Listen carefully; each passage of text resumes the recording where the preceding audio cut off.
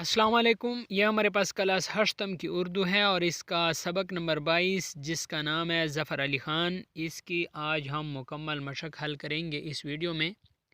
इस वीडियो को आखिर तक देखिएगा, इंशाल्लाह आपका इससे फ़ायदा होगा। इसके अलावा अगर आपको पिछले किसी भी चैप्टर की ज़रूरत है तो डिस्क्रिप्शन में उसका लिंक मौजूद है, आप उस पर क्लिक करें तो आपको वही चैप्टर मिल जाएगा जो आपको ज़रूरत है। पिछले चैप्टर के तमाम लिंक मौजूद हैं।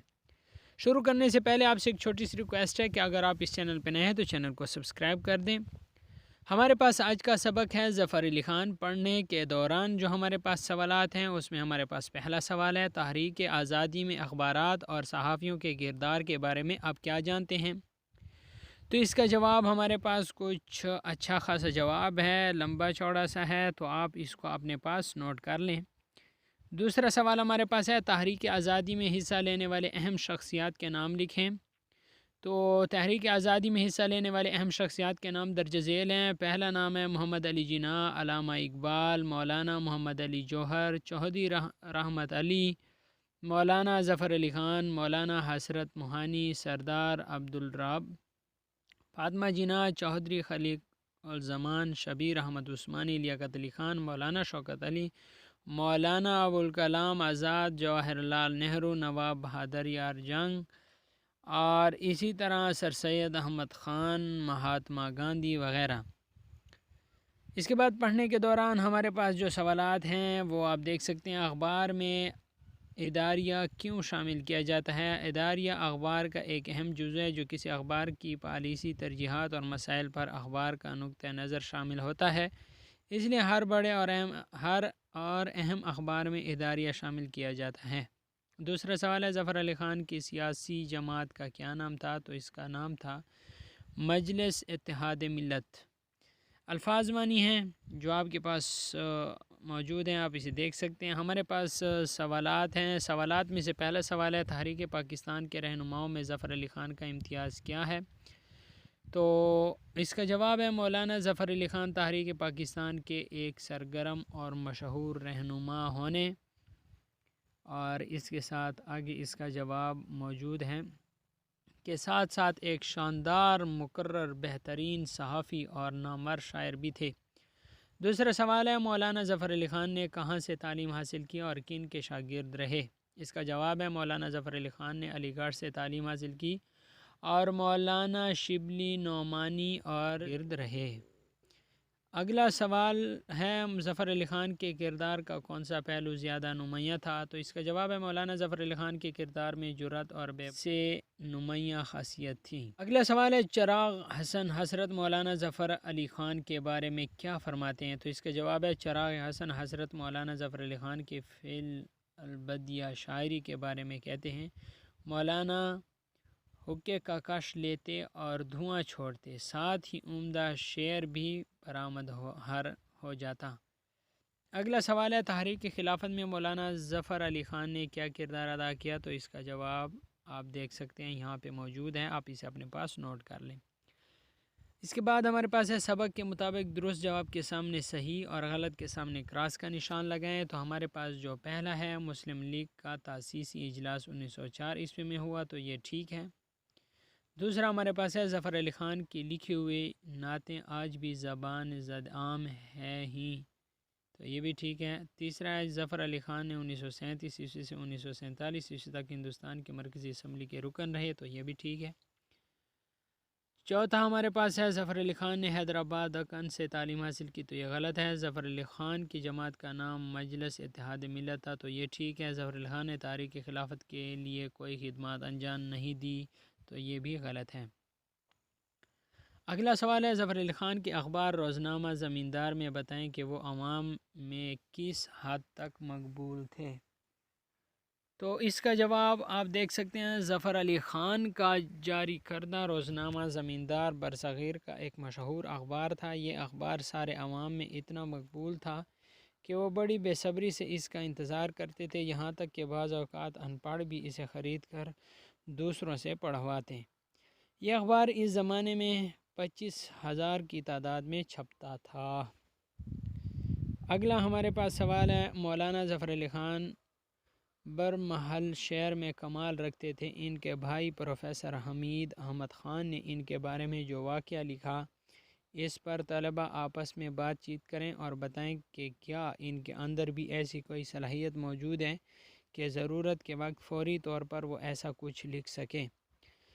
تو اس کا جواب ہے کہ مولانا ظفر علی خان کے بھائی پروفیسر حمید احمد خان کے بقول ایک روز مولانا زمیندار کے دفتر سے اٹھ کھڑے، ہیڈ کاتب دوڑتا ہوا آیا کہ آج کا اگلے صفحے پہ آ چکے ہیں، یہاں پہ ہے اخبار پہلے صفحے نظم کے بغیر جا رہا ہے۔ مولانا اس وقت کرسی پر بیٹھ گئے اور کہہ کر نوٹ کرا دی۔ بدی گوئی ایک خداداد صلاحیت ہے جو بہت کم لوگوں کو نصیب ہوتی ہے۔ اللہ تعالیٰ کے فضل سے ہم میں بھی یہ صلاحیت موجود ہے کہ موقع محل مطابق فوری طور پر کچھ تحریر کر سکیں۔ قواعد سیکھیں۔ واحد الفاظ جمع الفاظ: شے، اشیاء، جد، اجداد، امت، عاشق، عشاق، حاجی، حجاج، منظر، مناظر۔ جمع الفاظ: جمع الجمع الفاظ: حادثہ، حوادثات، رقم، رقومات، وجہ، وجوہات، رسم، رسومات، دوا، ادویات، اکبر، اکابرین، جوہر، جواہرات۔ اس کے بعد ہمارے پاس آ گیا ظفر علی خان کی شخصیت پر ایک جامع نوٹ لکھیں۔ تو یہ آپ دیکھ سکتے ہیں، اس پر جامع نوٹ لکھی ہوئی ہے۔ ظفر علی خان کو ایک وقت میں سیاسی خلا پر کرنے کی ضرورت کیوں پیش آ گئی؟ تو یہ بھی آپ دیکھ سکتے ہیں۔ اگلا سوال ہے تحریک آزادی میں روزنامہ زمیندار کے کردار پر تفصیلی تبصرہ لکھیں۔ تو یہ بھی یہاں پر موجود ہے۔ ظفر علی خان جیسے دیگر رہنماؤں کے بارے میں معلومات حاصل کریں۔ تو یہ جنہوں نے تحریک آزادی میں اہم کردار ادا کیا تھا، تو اس کا جواب تحریک پاکستان کے رہنماؤں نے اہم کردار ادا کیا تھا۔ ان میں چند کے نام درج ذیل ہیں۔ قائد اعظم محمد علی جناح، اس کا نام لکھا ہوا ہے۔ دوسرا علامہ اقبال، اس کے بارے میں بھی لکھا ہوا ہے۔ تیسرا ہے سر سید احمد خان، اس کے بارے میں بھی لکھا ہوا ہے۔ لیاقت علی خان، مولانا محمد علی جوہر، تو ان سب کے بارے میں لکھا ہوا ہے۔ آپ ایک ایک کے بارے میں یہ بتا سکتے ہیں۔ اگلا سوال ہے تحریک آزادی میں سر سید احمد خان کے قائم کردہ اداروں علی گڑھ کالج اور علی گڑھ مسلم یونیورسٹی کا کردار بہت اہم تھا۔ اس بارے میں انٹرنیٹ، کتابوں، والدین یا اساتذہ سے معلومات حاصل کریں۔ تو یہ آپ پورا یہاں پہ نوٹ کر سکتے ہیں۔ اس کا جواب ہے علی گڑھ کالج اور علی گڑھ مسلم یونیورسٹی نے تحریک آزادی میں بہت اہم اور نمایاں کردار ادا کیا۔ مسلمانوں کی جداگانہ سیاسی شخصیت اور فن کی سر سید احمد خان نے ایک مکتبہ فکر کی بنیاد ڈالی، جس نے انڈین نیشنل کانگریس کے فریب سے مسلمانوں کو آگاہ کیا۔ لیاقت علی خان، خواجہ نظام الدین، مولانا محمد علی جوہر، مولانا شوکت علی خان، مولانا ظفر علی خان، مولانا حضرت موہانی، چودھری خلیل الرحمن، سردار عبدالرب نشتر، غلام بیگ، نواب حمید اللہ خان وغیرہ وہ حضرات تھے جنہوں نے تحریک پاکستان کو اپنی منزل سے ہمکنار کرنے میں سر و دھڑ کی بازی لگا کر تاریخ میں نئے باب کا اضافہ کیا۔ اگلا سوال ہے اساتذہ اور والدین کی مدد سے تحریک خلافت کے بارے میں معلومات کی اکٹھی کریں کہ یہ تحریک برصغیر میں کیوں شروع ہوئی۔ تو یہ آپ دیکھ سکتے ہیں، یہاں تک مکمل لکھا ہوا ہے۔ اس کا جواب ہے پہلی جنگ عظیم میں ترکی نے برطانیہ کے خلاف جرمنی کا ساتھ دیا۔ ترکی کے اس اقدام سے ہندوستان کے مسلمان پریشان ہوئے اور انہوں نے انگریزوں کا ساتھ دینے کے لیے وزیر اعظم برطانیہ لارڈ جارج سے وعدہ لیا کہ جنگ کے دوران مسلمانوں کے مقامات مقدسہ کی بے حرمتی نہیں ہوگی اور جنگ کے بعد ترکی کی خلافت محفوظ رہے گی۔ لیکن جب جرمنی کو شکست ہوئی تو برطانیہ اور اس کے اتحادیوں نے وعدہ خلافی کرتے ہوئے اپنی فوج بصرہ اور جدہ میں داخل کیا۔ ہندوستان کے مسلمانوں نے انگریزوں کو اپنا وعدہ یاد دلانے کے لیے اور خلافت کے تحفظ کے لیے ایک تحریک شروع کی جسے تحریک خلافت کا نام دیا گیا۔